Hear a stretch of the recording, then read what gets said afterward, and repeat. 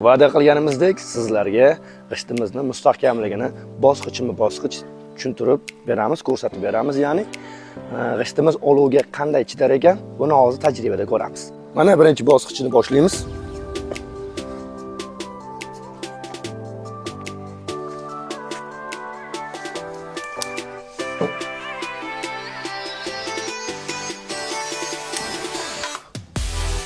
Marhamat.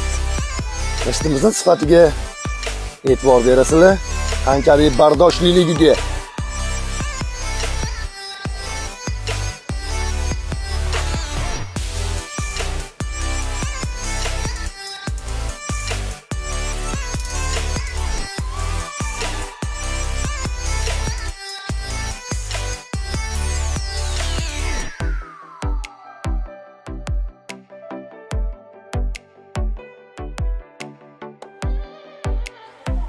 Mana g'ishtimiz birinchi bosqichdan muvaffaqiyatli o'tdi.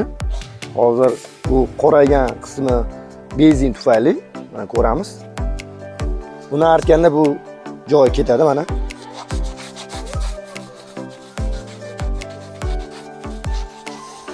Xullas, g'ishtimiz sifatli va hamyonbop narxda. Tanlovda adashmang.